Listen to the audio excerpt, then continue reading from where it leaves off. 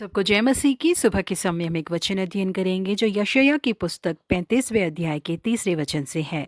ढीले हाथों को दृढ़ करो और थरथराते हुए घुटनों को स्थिर करो। फ्रेड क्रैडॉक नाम के परमेश्वर के दास और उनकी पत्नी कुछ समय के लिए एक पहाड़ी इलाके में जाकर रह रहे थे। वहां रहते समय नजदीकी एक होटल एक दिन वो लोग गए, जहां एक व्यक्ति वहां पर मौजूद सारे टेबलों के नजदीक जाकर आए हुए लोगों का स्वागत कर रहा था और मुस्कुराहट के साथ उन लोगों से बातें कर रहा था। उस व्यक्ति को जैसे ही पता चला कि क्रेडॉक एक परमेश्वर के दास है, तो वो और उनकी पत्नी जिस टेबल पे खा रहे थे वहां पर वो व्यक्ति आकर पहुंचा। उस व्यक्ति ने उनसे पूछा, क्या मैं अपनी जीवन की गाथा आपको सुना सकता हूँ? जैसे ही उन्होंने जी हाँ बिल्कुल आप सुना सकते हैं कहा, उसने अपने जीवन की गाथा उन्हें सुनाना शुरू किया। उस व्यक्ति का जन्म उस पहाड़ के एक इलाके में ही हुआ था। उसकी माँ ने उसके विवाह से पहले ही इसको जन्म दिया था। इस वजह से उस इलाके के लोग उसकी माँ के बारे में बहुत बुरी बातें किया करते थे। वो शब्द उसके कानों तक भी जाकर पहुंच जाते थे।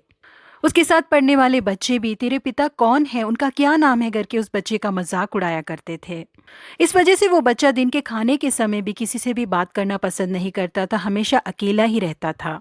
और उससे ज्यादा बुरी बात ये थी कि वो और उसकी माँ जब कभी बाजार जाते थे तो सारे लोग उन्हें अजीब तरीके से देखते थे और उस बच्चे के कानों तक पहुंचे ऐसे जोर से कहते थे, बेचारा न जाने इसका बाप कौन है।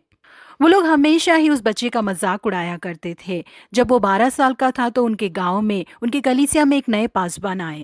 उनके बारे में सारे गांव के लोग बहुत अच्छा बोलते थे। इस वजह से उसका मन किया कि वो भी उस कलीसिया जाए।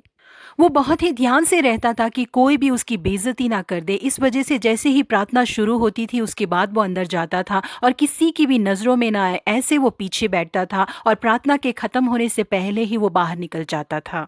लेकिन एक एतवार के दिन वो खुद को भूलकर परमेश्वर की आराधना कर रहा था। इस वजह से सभा समाप्त होने के बाद भी वो बाहर जाना भूल गया।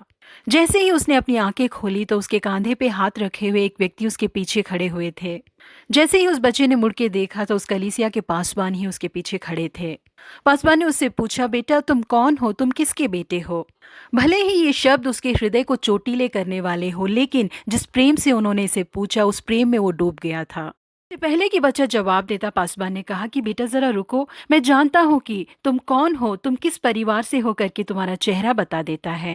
तुम परमेश्वर की संतान हो। उसकी कंधे को थपथपाते हुए उन्होंने कहा कि यही तुम्हारी पहचान है बेटा, इसे तुम अंगीकार करो और अपने हक को तुम प्राप्त करो। वो छोटा लड़का ही मैं हूँ और उन शब्दों ने ही मेरे जीवन को बदल दिया करके उस व्यक्ति ने कहा। मेरा नाम बेन होपर है और मैं टेनेसी में 2 बार गवर्नर के रूप में चुना गया हूँ। अब मैं एक इज्जतदार जीवन को और एक जयवंत जीवन को जी रहा हूँ। और इन सब का कारण है मेरे गांव की कलीसिया के मेरे पासबान के वो शब्द। आप भी एक पासबान है करके मैंने अपनी कहानी को आपके साथ बांटा करके बेन हूपर ने उनसे कहा।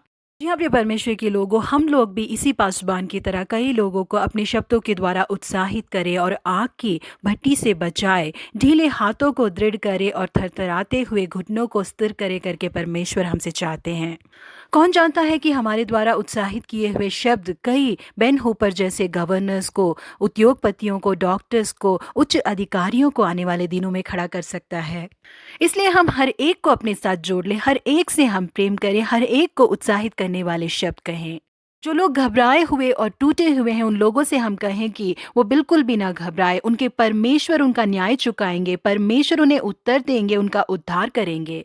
जब हम उसे कहेंगे तब अंधे देखेंगे, लंगड़े चलेंगे, कोढ़ी शुद्ध किए जाएंगे और बहरे सुनेंगे। हमारे उत्साहित करने वाले शब्द अनेक लोगों को जीवन प्रदान करे। प्रभु आप सबों को आशीषित करे। Have a godly day.